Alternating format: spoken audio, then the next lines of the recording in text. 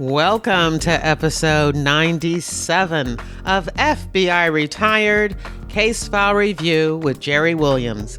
I'm a retired agent writing crime fiction inspired by true crime FBI cases.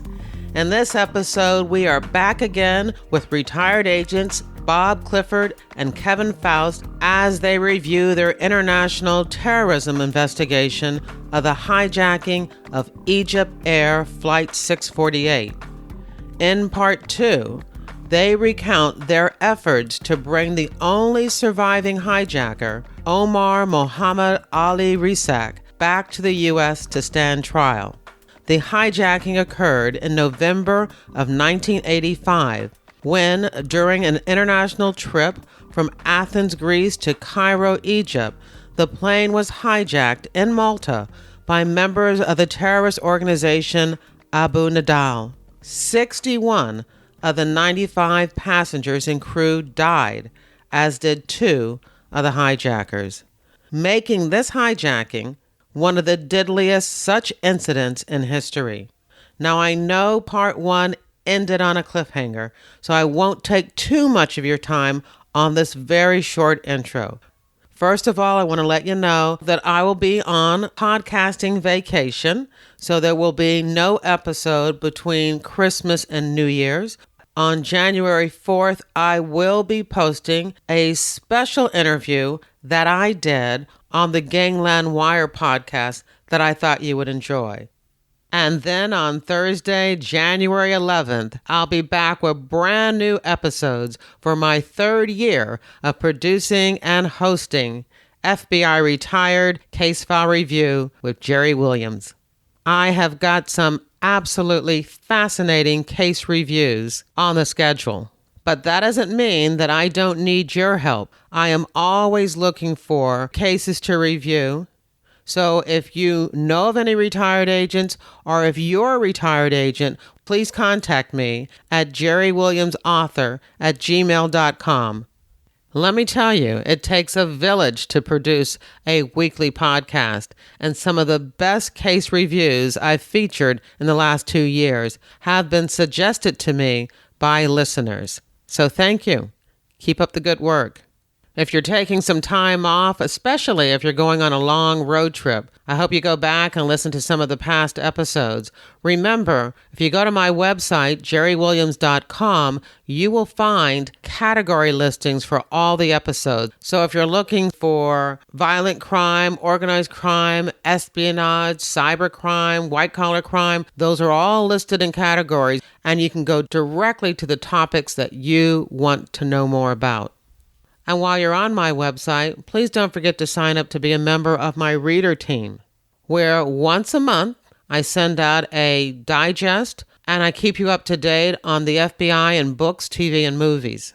You'll also get my FBI reading resource, which is a list of books about the FBI written by the very FBI agents who have appeared on this podcast. There is crime fiction, there's true crime, and there are memoirs. And one last thing, if you're trying to figure out what you're going to get me for the holidays, all I want for Christmas is for you to go to your favorite podcast app and review and subscribe to FBI Retired Case File Review and spread the word.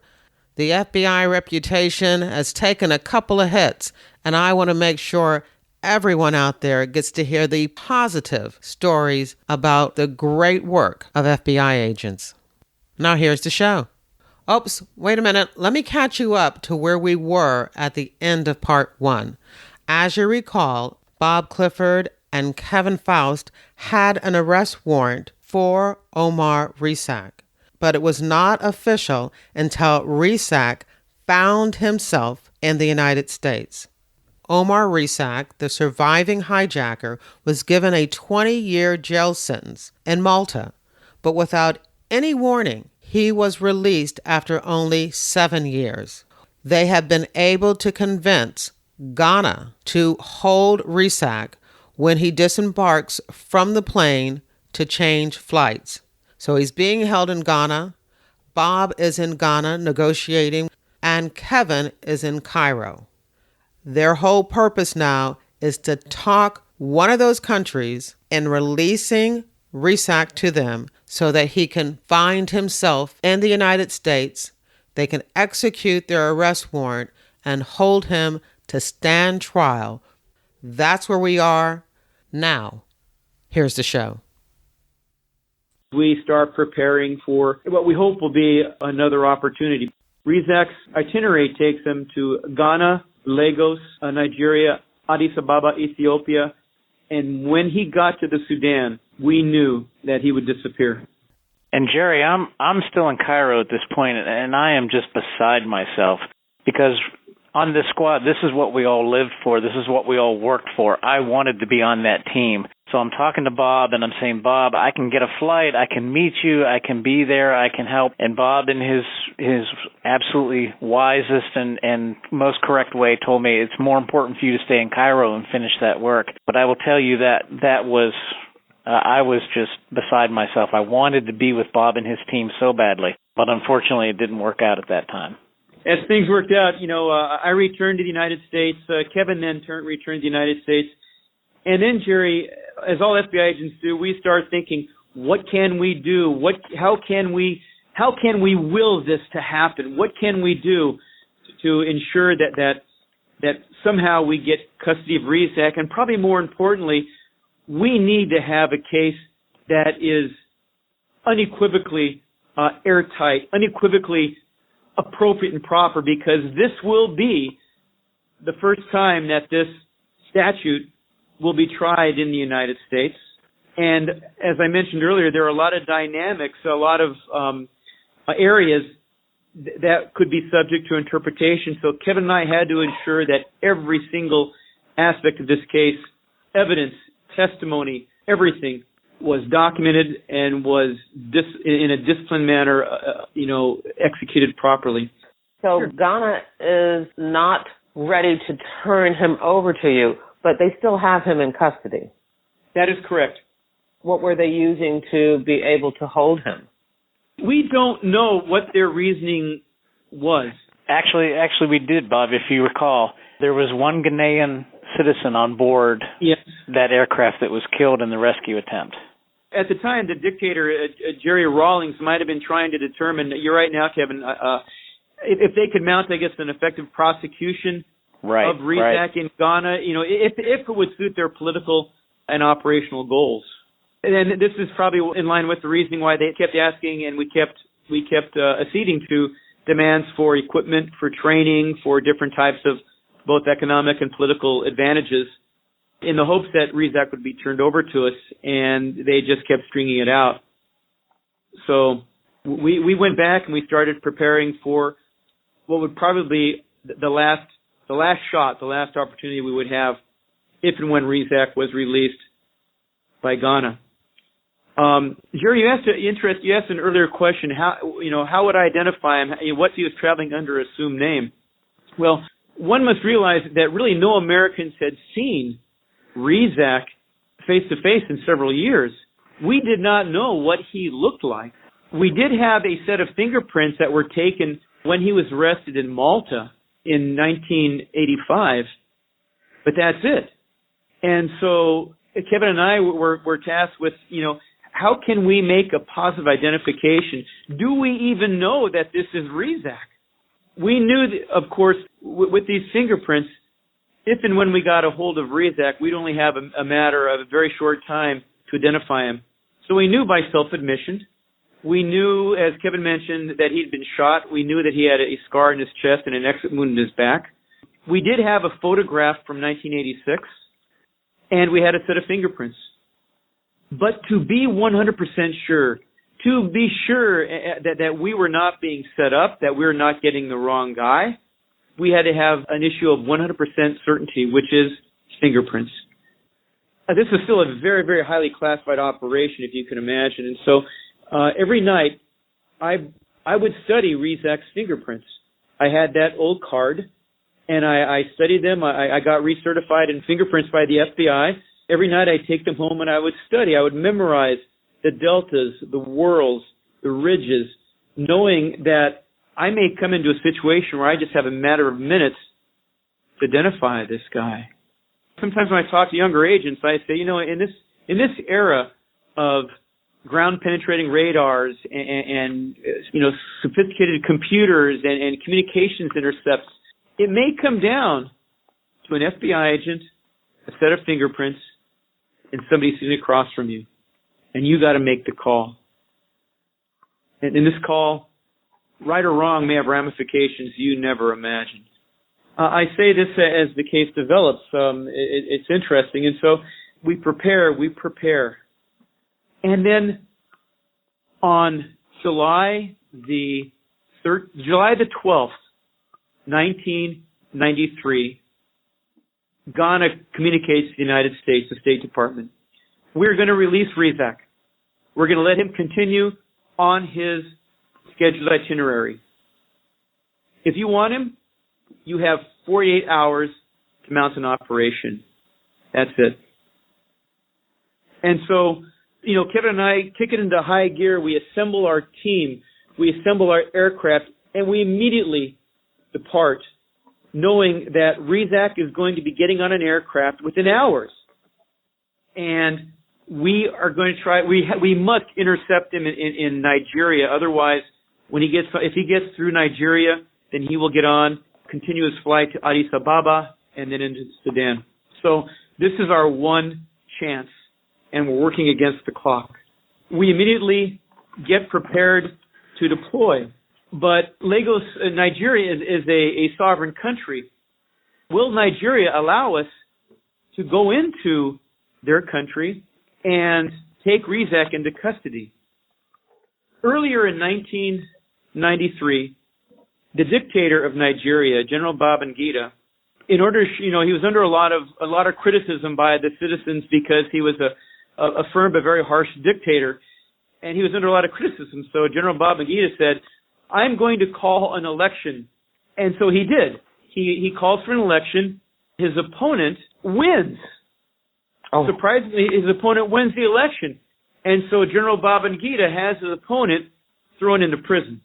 And so within weeks, on the floor of the United States Congress, the United States chastises and condemns General Babangida of Nigeria for this affront to democracy. A few days after this condemnation on the floor of the U.S. Congress, a call is made to General Babangida by the U.S. government by saying, General Babangida, we have a favor to ask you. Oh, bad timing. Bad timing. But surprisingly, for whatever reason, General Babangida said, yes. Oh. And so Kevin and I, we depart. But as we're getting ready to leave the United States, we see scenes from Nigeria, and there is incredible civil unrest because of General Babangida's imprisonment of his opponent. There's pockets of street fighting going on. There are riots. There are fires. So when we leave, we travel and we go to a pre-staging base, and the next day we depart. And when we left that pre-staging base to land in Lagos, Nigeria, to intercept Rezaq, we did not really know if General Babangida, who authorized us to take custody of Rezaq, would still be in power or not when we landed. We depart. We have 2 members of the HRT. We have 2 pilots, Kevin and myself. We have a doctor and a translator. We depart, and it's late afternoon, and we approach the coast of Nigeria, and we can look down and we can see Lagos, and we actually see streams of smoke arising from the cityscape. We land, and we are taxied to a part of the airport, a little apron off the main tarmac. And then suddenly I hear the pilot say, "We're being surrounded by armed troops. We're being surrounded." And the entire aircraft is surrounded by soldiers. We're all thinking to ourselves, oh, man, this doesn't look good. We're going to have to fight our way out of here. Are you both there? We were. We're in the plane. So, Kevin, what happens? Yeah, we were. It's important to keep in mind, because this was a sovereign nation we're dealing with and this was their operation, we didn't want to be accused of setting foot on Nigerian soil. So we even went so far as to draw all the blinds on the aircraft so we didn't even look at Nigerian soil, so we could be completely pure, because we knew once we got him, that this was going to be appealed and likely go all the way to the Supreme Court. And so we're sitting on this aircraft with our blinds drawn in the back. The pilot is looking out the front and screams that out from the cockpit that we're being surrounded by armed troops. So I immediately yelled back, well, which way are they pointing their weapons? And he yelled back, well, they're pointing them away from the aircraft. So I look at Bob, and Bob looks at me and says, well, I guess that's a good thing. So we felt fairly confident at that point that we were not going to be attacked or taken into custody ourselves. Yes, they had sent those soldiers to protect the aircraft from either, if this operation had been compromised or from other types of unrest and fighting going on in Nigeria and Lagos at the time. So we land there after our initial introduction to Nigeria, being surrounded by soldiers, and suddenly the aircraft door opens up, and a member of Nigerian security service and a member of the American embassy come on board, and the American representative says, you guys got to make this fast. The Nigerian intelligence chief, he says, okay, here's what we have planned.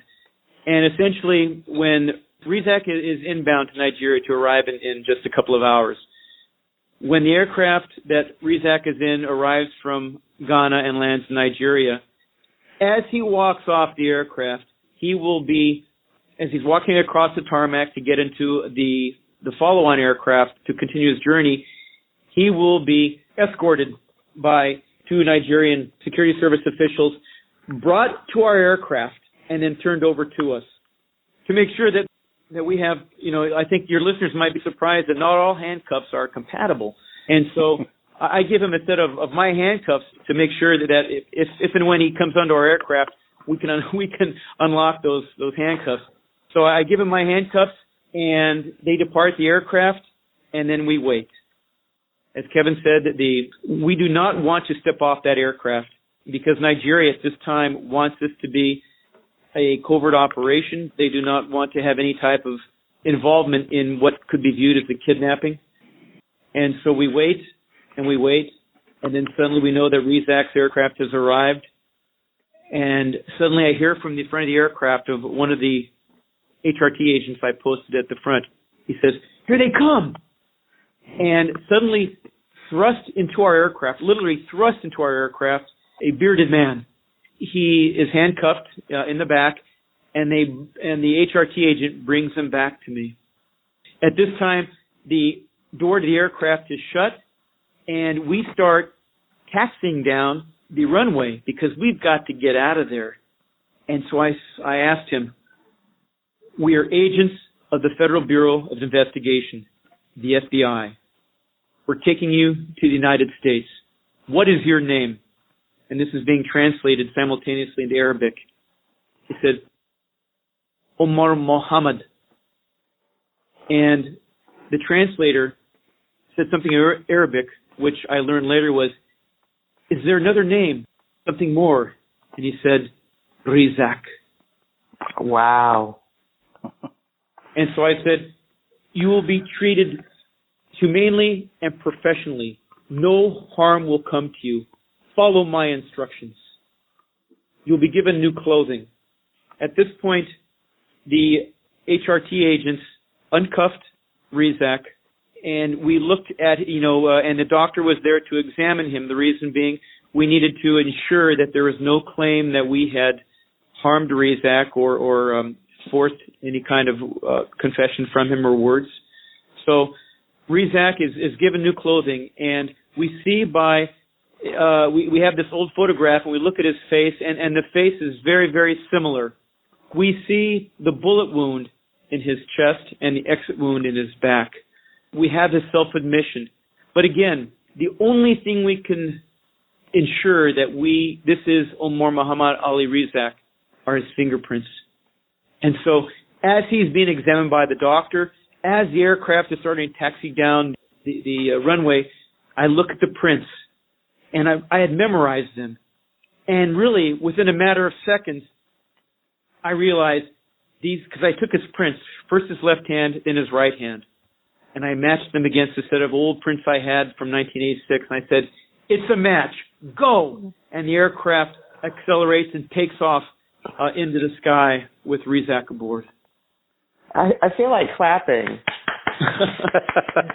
It was an incredibly dramatic moment that such a horrific animal, such a horrific terrorist was in our custody and was going to face justice. It was very emotional for all of us that we had planned, we had practiced, that we were going to bring this terrorist to justice. I will tell you, it took all I could do not to bust out crying with pride when Bob Clifford looked him in the eye and said, "We are agents of the Federal Bureau of Investigation." That was one hell of a moment. That was one hell of a moment. Yeah, I had chills myself when he said it. You know, at this moment. It was quite dramatic. But again, one really doesn't have time to think about this because if you can imagine, Jerry, there is so much to think about: adversarial forces, other terrorists, and our concern at the time. We didn't want to. We were still in very hostile territory, and we did not want to get hit with a missile. So all these things are going through your mind. It was a long flight back, and looking at him, you know, it was very strange, and Kevin has the same feelings. You see an individual who's responsible for so much death and destruction. But I'll tell you this: I looked deep into his eyes, and Jerry, I'd been in the military before the FBI, and I'd been in counterterrorism most of my career in the FBI, and have met some extremely dangerous and very bad people. Never in my life have I ever felt I was staring into the eyes of evil. I mean, looking at Rezaq's eyes, they were devoid of any feeling, of any type of humanity. They're just dark and void. I was staring into the face of evil. And what did he say? Did he say anything to you? You say his look was blank, but did he say anything to you? It's strange. When he was brought before me, because they brought him back to me, he made these comments. He said, "No need for force, no need for force. I cooperate." And all I can surmise is that I guess in his mind, he thought that he was going to be subject to some kind of physical harm or torture. And obviously, the FBI does not do that. As a matter of fact, we just sat him down, and we had already discussed this with the Department of Justice at the very highest levels. This operation was approved by the President of the United States because of its complexity and because of the international ramifications. And who was the president at the time? Bush won. Bush won, yeah. I'll tell later on why it had to be approved at the highest levels. Again, he's brought back to me, and by this operation had been approved by the highest levels of the Department of Justice, by the President of the United States. And we had agreed that we would not interview him. We would not read him his Miranda rights. Why? Because if we go back to his legal status, Omar Mohammed Ali Rezaq was not under arrest yet, because I did not have a valid arrest warrant until he crossed into U.S. airspace. And so if I were to read him his rights, it would confirm that it's a custodial situation, that Rezaq is under arrest, which he was not during that flight. And so a decision was made, we will not interview him. And so it was a very quiet and very dramatic flight back to the United States. But as we passed into U.S. airspace, by a prearranged message, we radioed the Department of Justice. They convened the grand jury, and Rezaq was indicted on one count of air piracy. And when we touched down at Dulles Airport at 7:42 in the morning on July 15th, 1993, I executed the arrest warrant for Omar Rezaq. We were met there at the airport by members of WFO SWAT. I got in the backseat of the car with Rezaq as we're going to the nearest available federal magistrate. And this is something we had to figure out also, is that under law, because this was precedent setting, we had to make sure we did everything right. And so Kevin and I had actually driven the routes from Dulles Airport to the courthouse in Alexandria, Virginia, and to the courthouse in Washington, D.C. As you drive it, the courthouse in Washington, D.C. is just about a mile shorter than Alexandria. So this is the type of detail we had to think about to make sure that we brought, as the law requires, we brought the defendant to the nearest available federal magistrate. As we're driving, Rezaq's looking straight ahead, and we go across the Roosevelt Bridge and by the Lincoln Memorial. And at that moment, I noticed Rezaq's eyes as he looked over at the Lincoln Memorial. And he wouldn't look at me, he just looked at Lincoln Memorial. And I realized that in his mind, he finally realized he is never going home again. And he saw the gravity of this operation. So we got back to the federal magistrate and turned him over to the marshals. And when I got back to Washington field office, the first call I made was to Scarlett Rojacamp's father. I'd kept in contact with him. Obviously, I did not disclose to him there was an operation mounted for security reasons. But the phone rang. He goes, "Hello," and I said, "Mr. Rojacamp, this is Bob Clifford." "Bob, how you doing?" I said, "Fine, sir. I want to let you know that the FBI mounted an operation, and the killer of your daughter is in custody." He broke down crying. He said, Where? And I said, "He's here in Washington, D.C." Oh, Bob, wow. To me, that is what it means to be an FBI agent. That is the essence of pursuit of justice. That is the pursuit of everything our organization, our government stands for. So now we have Rezaq back in D.C. Bob and I immediately start working on trial prep. Bob and I have made several trips to Malta. We're meeting with the Maltese authorities, with their attorney general, with their police authorities. We're lining up the evidence. We're lining up the witnesses. We are in Cairo. We're meeting with the Egyptians. We're getting everything ready to go and ready for trial in the United States.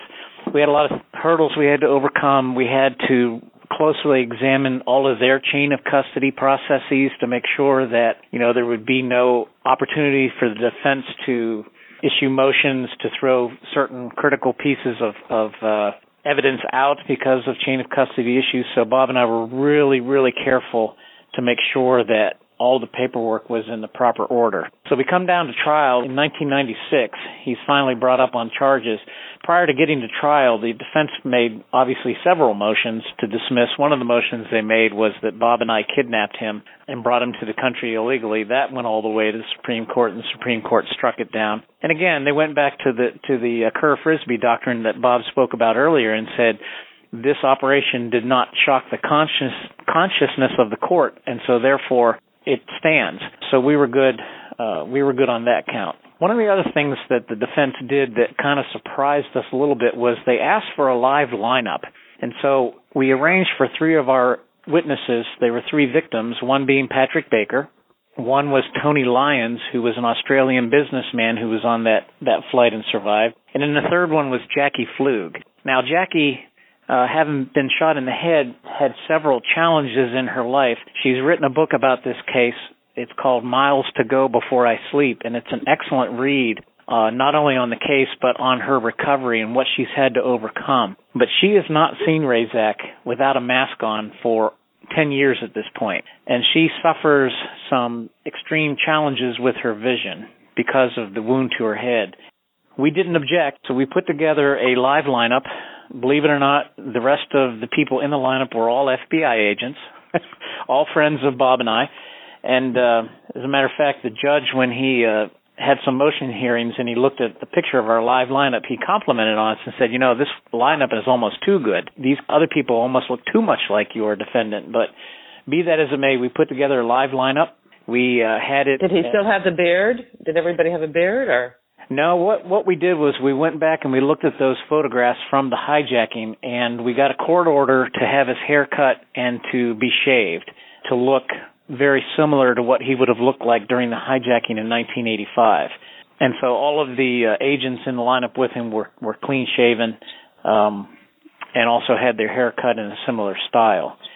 We do the live lineup over at Washington Metropolitan Police Department headquarters. We bring in the witnesses one by one. The detective who ran the lineup for us reads the preamble, and then it's up to our witnesses, victims, to identify them. Patrick Baker comes in first. Immediately upon her asking, do you recognize the person involved in this incident, he picked out Rezaq without hesitation. Tony Lyons comes in second. Immediately after she asks him the question, he picks out Rezaq. So Jackie Flug comes in. Now again, keep in mind, she hasn't seen him without a mask on for 10 years, and she suffers from these challenges with very limited eyesight at this point. So when she gets done reading the preamble to Jackie and asks her if she recognizes anybody on the stage, Jackie hesitates for several minutes, and it was a tense several minutes for the rest of us in the room. Her head is going back and forth. She's looking. Finally, she lets out a sigh, and the detective asks, do you recognize anybody on the stage as being involved in this incident? And she said, yes, I do. And she stands there. And the detective stutters a little bit and says, well, can you tell us who you recognize? And she says, yes, I see the man who shot me in the head. I just want to keep looking at him because I may never have a chance to see him again. And the detective, quite frankly, didn't know exactly how to respond to that. So again, she stuttered a little bit and said, well, you say you see the person who shot you? And she said, yes. And she said, can you pick him out by shield number? And Jackie Flug picked out Omar Rezaq. So we all leave. Jackie comes out in the hallway. She collapsed. We caught her before she hit the ground. She's emotional. She's crying. She's trembling. And she keeps asking me, did I get the right person? Did I get the right person? Well, I can't tell her. I can't say anything. So I wasn't quite sure how to handle that question when the prosecutor leaned over and said, you did good. Don't worry about it. You did good. And that was the end of that. So a trial comes about in the District of Columbia. We see a good jury, and he put on a pretty impressive defense. He had a federal public defender, a gentleman by the name of Bob Tucker.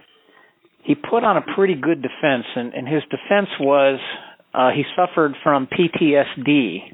And because he was in Beirut in 1982 in Lebanon during the siege of the Beirut airport by the Israeli army, and because he grew up in these refugee camps in Jordan as a Palestinian, and because he saw his friends bombed and killed by the Israelis in Lebanon during that time, he suffered from post-traumatic stress syndrome. And so when he's on the aircraft and when the Egyptian sky marshal opened fire, he smelled the gunpowder, he saw the smoke from the guns, and he immediately had a flashback. Well, Jerry, as I'm sure you're aware, people who suffer from that, truly suffer from that, and have these flashbacks, it's generally very violent, and it's generally over in a matter of seconds.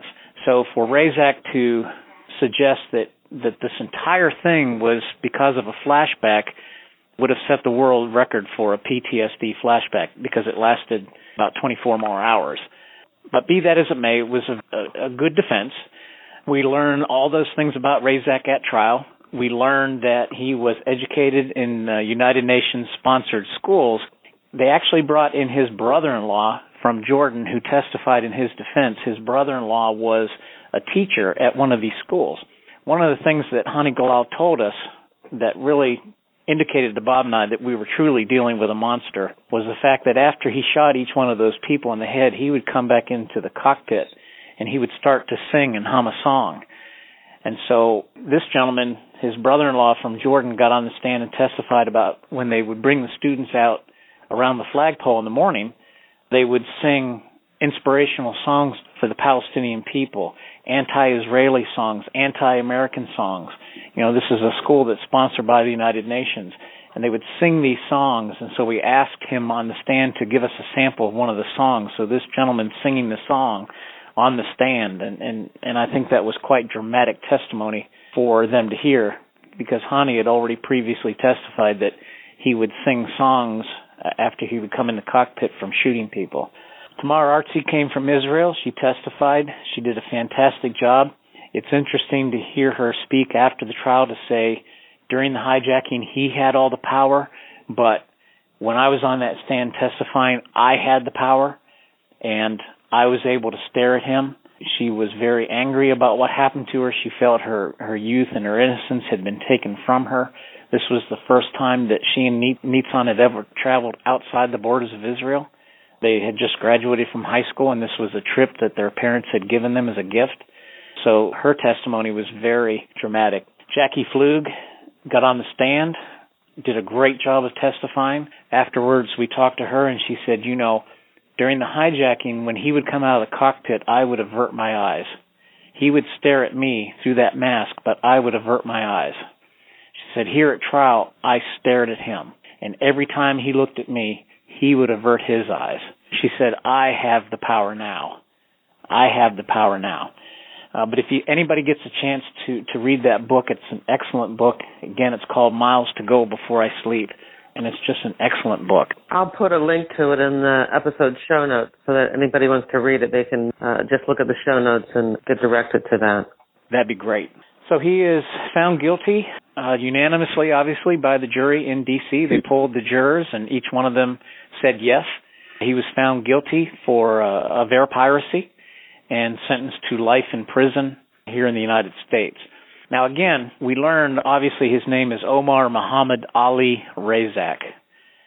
Bob and I always felt that was probably not his true name, because if you look at his name, Omar, O-M-A-R, all right, what are the first letters of his entire name spell? Omar Mohammed Ali Rezaq. Spells Omar. So Bob and I always felt when we looked at this case, this is likely not his real name. And in fact, we learn in trial that is not his real name. However, if anybody wants to go on to the Federal Inmate Locator webpage and look to see where he is at today, they'll have to use the name Omar Mohammed Ali Rezaq.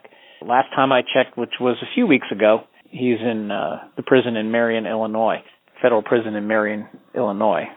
He has come up for parole once. It was denied. He won't come up again for parole for several more years. I would assume at that point it's going to be denied as well. We know that from prison he has written letters back to his Abu Nidal comrades asking why he's been abandoned, why they are not fighting for him. The Abu Nidal organization back in that time was just as feared, if not more so, back then than ISIS is today. They were responsible for the deaths of more people than ISIS has been, and so they were very feared. The Abu Nidal organization does not carry nearly that clout today. Abu Nidal himself is deceased, and so, but Rezaq has wondered over the years why they've abandoned him. In summary, this case, it was done properly. Kevin and I were commended from the bench by the judge for the way we handled this.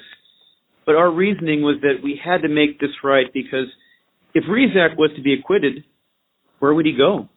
He's a stateless person. He's a Palestinian. He has no nationality. So we had to ensure that, not only because we wanted Rezaq to pay for the crimes that he had committed so heinously, but also because we needed to ensure that we did this right, so in the future the FBI could utilize this new law. It set the precedent for the FBI going abroad and bringing terrorists back to stand trial in the United States, and that has greatly increased, our inventory of weapons, and many times has instilled fear in terrorists, because I know, and as Kevin mentioned, this is not the only case I've been involved in. Terrorists who know they're wanted by the FBI, they look behind their shoulder because they never know when they might be taken back to stand trial in the United States. But more importantly, no sentence, 25 years or even life in prison that Rezaq justifiably got, is sufficient for the tragedy that was visited upon so many people, men, women, and children. But in the circumstances and under the rule of law, what we can do, we will do, and we did in this case. Wow. So this actually occurred pretty early in both of your careers. Yes, I was a first office agent in Jacksonville. I did 4 years in Jacksonville, got transferred to Washington Field Office, and am thankful every day since then that I met Bob Clifford and was able to work this case and others with him. It was a fantastic ride. Egypt Air Flight 648 sounds like it was this investigation was the highlight of your career, and how long was it from the moment of the hijacking until that day when he was found guilty? 11 years. 11 years. 11 years. And I will tell you, when we prepared for trial and prepared for sentencing and everything else, Bob and I met in D.C., got everything ready to go. Nidal Mendelssohn's father and brother came to the trial and stayed for the sentencing. Ed Leonard, who is a Canadian citizen, lost his wife and 2-year-old son on that flight. He came to the trial. He came for the sentencing. Obviously, the Americans who survived were there. All of these folks came to Washington, D.C. to sit in that courtroom to not only hear the trial, but to also be there for the sentencing. That's how important it was to them. So in my mind, it was truly an international thing, truly an international effort. Unbelievable. Unbelievable. Well, tell me a little bit about both of you, if you don't mind, because the integrity, the professionalism that you've displayed in the investigation of this case, you know, where'd that come from? When did you join the FBI? Why did you join the FBI? Bob? Well, Jerry, I must say that it's I who am honored to count Kevin not only amongst the colleague but as a dear friend.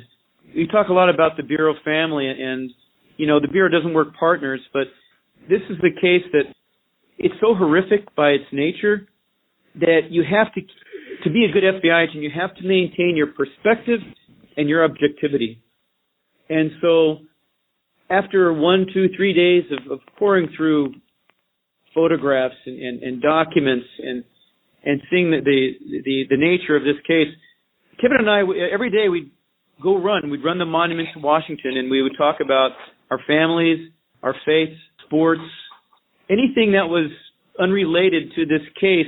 You learn a lot about a person, and a man of integrity, a man of honor, a man of attention to detail, a man who is FBI through and through was my friend Kevin Foust. And I think his discipline, his integrity, his focus on what he is dedicated to do is reflected in the success of this case. But I myself, I had joined the FBI. I had a military background before the FBI in special ops as a naval officer. So I'd always had kind of a hand in counterterrorism to a certain degree. But I came to the FBI in January of 89, and 2 years later was assigned alone down to Bolivia for 2 years with the orders capture these terrorists who'd killed some American missionaries. So that's where I cut my teeth on terrorism and extraterritorial jurisdiction. So it's after I returned from that assignment is, as I mentioned, when I got this case. I just returned from Bolivia, and I'd not been only been in the Bureau for 3.5 years, and that's where I met Kevin. We started putting this case together. So after this case, Kevin and I both did other extraterritorial cases on this squad. I then went to headquarters in the Iran Hezbollah unit and specialized in Hezbollah. Then went to Charlotte, where we actually set the precedent for material support, a very, very significant statute, because we identified and penetrated a Hezbollah cell here for 4 years.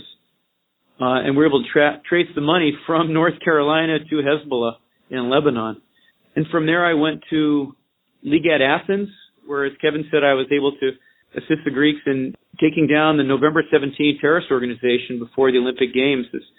This terrorist group had killed 25 people, including several Americans, from 1976 up until a couple days before I arrived in Athens. And then from there, went to headquarters as the established the MS-13 National Gang Task Force. I speak Spanish in a couple languages, so I did a lot of work in Central America, putting together an international effort to combat the MS-13 through RICO, and we were successful. It was very interesting. Then I was ASAC. I may need to call you back and interview you about one of those cases too. Yeah, sure. They're all interesting. I was ASAC Charlotte, and then while I was ASAC Charlotte, was asked to go and become the SES appointment in Iraq as the on-scene commander for 8 months. which was fascinating. And they talk about the work that the FBI does that cannot be recognized for security issues. But I'll tell you this, Jerry, we saved lives. We saved lives of civilians. We saved lives of American soldiers on a regular basis. Amen. Incredible work by the FBI overseas in Iraq. Then I became legat Belgium so I was the senior rep to NATO and the EU. Did a lot of counter-espionage and counterterrorism work there. You've seen a lot of the terrorist issues that are facing Europe and Belgium these days. And then I retired, and I'm in the private sector now here in Charlotte, North Carolina. Before Kevin says anything, Bob, at the very beginning you talked about you started out in the military, and you seemed to kind of brush over that. I kind of sense that there's a little bit more to I was in the military before I came into the FBI. Could you tell us a little bit? I was qualified as a surface warfare officer on destroyers, involved with anti-submarine warfare and nuclear weapons. I then got a designator change and to a naval intelligence officer, and was assigned to a naval special warfare group, the Navy SEAL teams in Coronado, California. I knew it.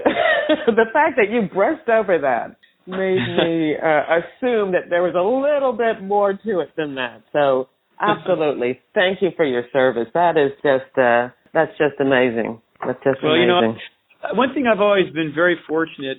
I've always been part of elite, high-functioning teams, be it in the military, but especially with the FBI. I mean, you have men and women of a common vision, a common heart, and I've always felt very, very honored, very fortunate to count myself among the FBI. And Kevin, tell us your story.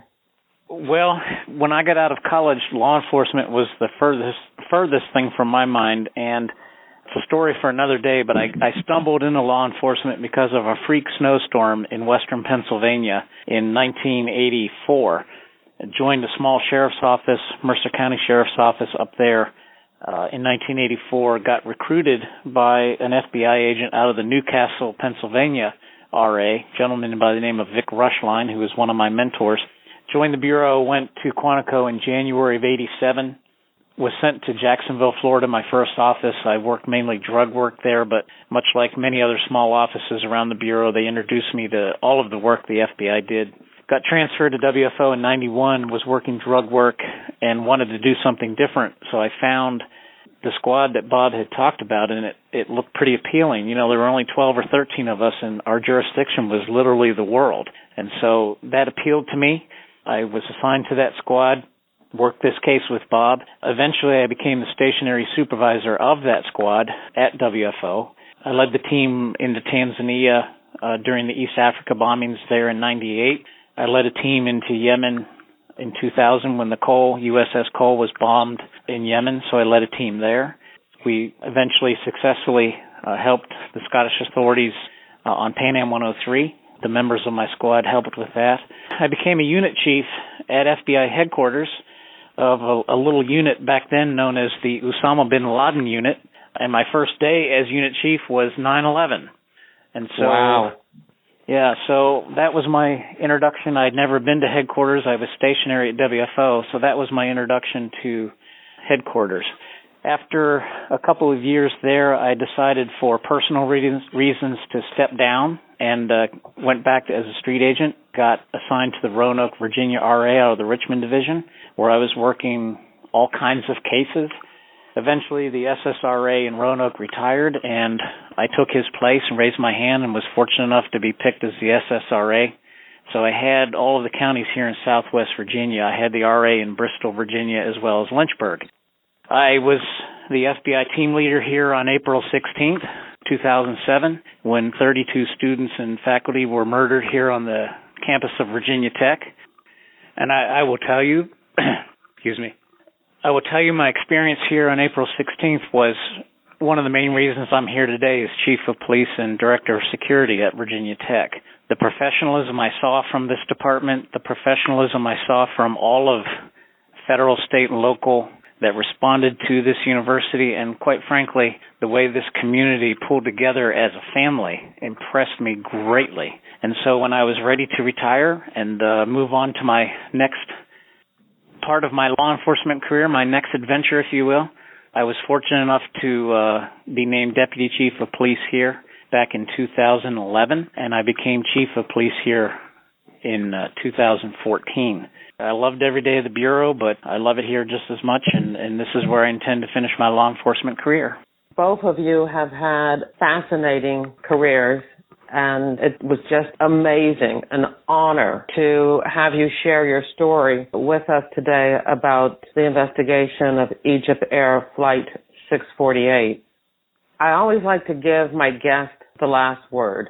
What would you like to say? I think it's appropriate for Bob to have the last word as the case agent on this case, so I'll go ahead and go if that's okay. This case, along with a lot of the other work that I've had the honor and been quite humbled, quite frankly, to work in the FBI, has always proven to me the great professionalism and the great respect the Federal Bureau of Investigation enjoys, not only here in this country, but all around the world.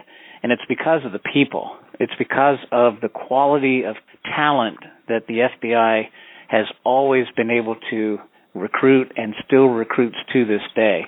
We enforce the federal law. We are not above the law. We enforce the federal law, and that is something that is very, very special to all of us, to you as well, Jerry, I'm sure, as a retired agent as well. Yes. And so I was honored to have been a part of it. I never expected that when I was the deputy sheriff in Pennsylvania that I would have the honor to work for the FBI. When I got into law enforcement, I wanted to be with what I believe was the best law enforcement agency in the world, and to me that was back then and still is today the FBI. Bob? I've lived my life with this saying: the true measure of a man's worth is what he does when he thinks no one is watching. And in my experience in the FBI, every single day, without any kind of thought of reward or recognition, the men and women of the FBI do incredible feats of heroism and of selflessness and of dedication that no one will ever know about. In this case is being highlighted by this podcast. There's so much that occurs every single day that will never meet the light of day. And I just think it's important that the audience knows the quality, the integrity, the dedication of law enforcement, of the FBI in particular. And that, if anything, this case represents that the FBI will pursue and will do whatever it takes, however long it takes, to right or wrong, to bring some semblance of justice to the American people. And that's the end of the interview. Back at jerrywilliams.com, you'll find photos of Bob Clifford and Kevin Foust. You'll find links to newspaper articles about the case and the trial. You'll find a link to Jackie Plug's book, Miles to Go Before I Sleep, A Survivor's Guide of Life After a Terrorist Hijacking. I hope you enjoyed the episode as much as I did. I am honored that Bob and Kevin allowed me to share their story with you. Please share it with your friends, family, and associates. You can share it directly from your device if you're listening on a podcast app. And if you're at jerrywilliams.com, the social media share buttons are at the bottom of the show notes. And as I move into my third year of producing and hosting this podcast, I hope you'll continue to show your support by reviewing and subscribing to FBI Retired Case File Review. I have a great crime fiction recommendation for you. It is Blood Defense by Marcia Clark. And yes, that Marcia Clark of the O.J. Simpson prosecutor fame. I was really interested in reading one of her books because, of course, she's moved from being an attorney, a prominent attorney, to now being a crime fiction writer. And since I'm just starting on my career as a crime writer, I'm always looking for good role models, so I thought I would check out Marcia Clark. Blood Defense is a new series involving an ambitious, hard-driving Los Angeles criminal defense attorney who is struggling to make a name for herself and to build her practice. She takes on a double murder case involving a well-known young TV star. The person being accused of murdering these two young women is a decorated veteran LAPD detective. Towards the middle of the story, there is a shocking twist, a secret that brings the police detective and the defense attorney together in ways that no one ever predicted. And it's always great to have a book that has a surprising turn to it. So I recommend Blood Defense by Marcia Clark. And while you're at Amazon taking a look at Blood Defense, I hope you'll also check out my FBI crime novel, Pay to Play, about a female FBI agent investigating corruption in the Philadelphia strip club industry. The book features extortion, sex, money, and more. It is raw and gritty with strong language. Pay to Play is available in ebook, trade paperback, and audiobook. And for those of you who are wondering what's taking me so long with the next book in the series, Greedy Givers, I can promise you that it will be out sometime in late spring. I look forward to sharing more about Greedy Givers with you in 2018. And I'd also like for you to consider joining my reader team, where I keep you up to date on the FBI in books, TV, and movies. Happy holidays, Merry Christmas, Happy New Year. I can't wait to bring you more exciting case reviews in 2018. This episode was sponsored by FBIRetired.com, the only online directory made available to the general public featuring retired FBI agents and analysts interested in showcasing their skills to secure business opportunities. I want to thank you for listening, and I hope you come back again for another episode of FBI Retired Case File Review with Jerry Williams. Thank you. Happy holidays.